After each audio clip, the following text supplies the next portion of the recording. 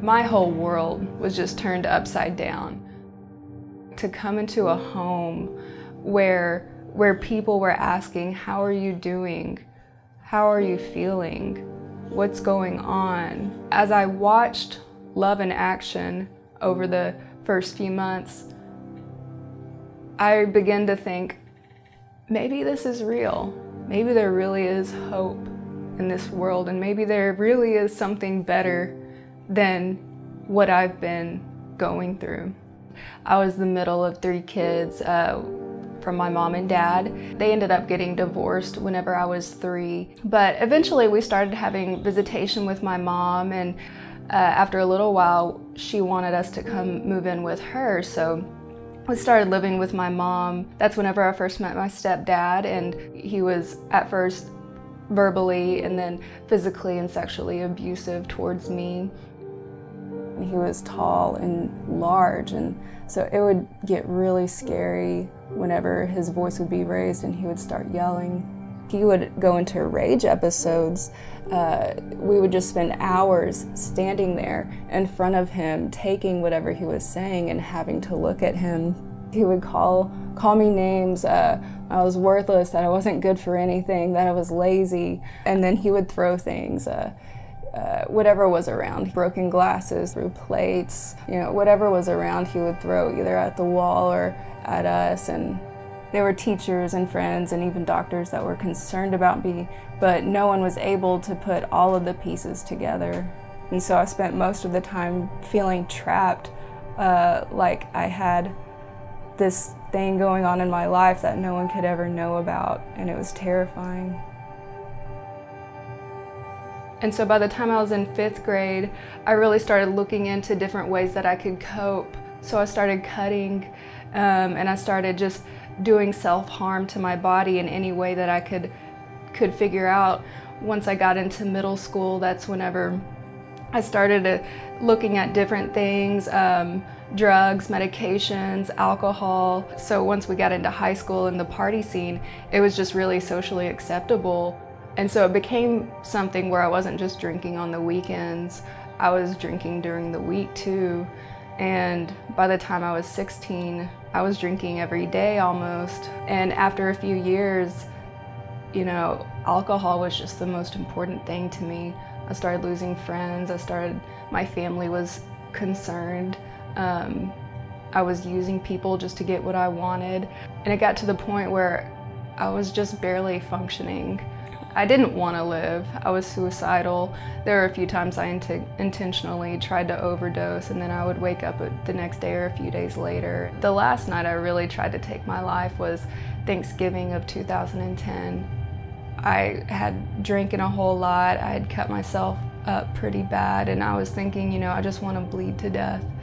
And I ended up passing out, and I woke up the next day, and I was so mad because I was done. I didn't want to live anymore. I was done with my life looking the way it was looking.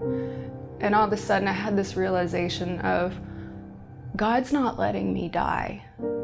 And I remember just at that moment saying to God, God, okay, if you won't let me die, then you have to show me how to live, because I can't do this anymore. I knew it wasn't working anymore. Nothing was working anymore. And that was really the first time that I was serious about getting help, and I was serious about knowing I had to make some real changes in order to live. It wasn't just to make my life presentable, it was in order to live. I started checking around to different rehab centers all over Texas, calling so many different places, seeing if I could get in, and just ran into a lot of closed doors. A lot of places weren't accepting people like me who didn't have health insurance. I didn't have a whole lot of money to pay for rehab, and I was stuck and I didn't know what to do. And I just took the risk and went to my boss and told her what was going on, and just let her know, I'm in real trouble here. My boss gave me Missy's number and said, I think this place is going to help you. I think this is going to be good for you. Why don't you give them a call? And so I called her, and I mean, to my amazement, they had openings. They said, you know, we're opening our doors to you if you're willing to come in once you're finished with detox. Came into Grace House on December 14th of 2010, and slowly things just started coming into a line. I started to care about myself again, and then I started to care about other people again. And then I started to really want this life. And it was during that journey that I just started to bear my heart out on the table and open up and say, you know, this is me. These are things that have happened to me. These are things that I've done, and confessed and repented and forgave others. And I was able to just walk in freedom and to pick myself up and every day just grow a little bit more confident and grow a little bit more secure in who I am, and not needing so much of, you know, I need this thing to tell me who I am, or I need this thing to tell me who I am, or I need this thing to make me feel better, because I can find that in Jesus. I just never would have imagined that that could happen. You know, that was for someone else. That was for people who were worthy. But I'm worthy. And he came for people like me who were sad and who were lonely and who were broken.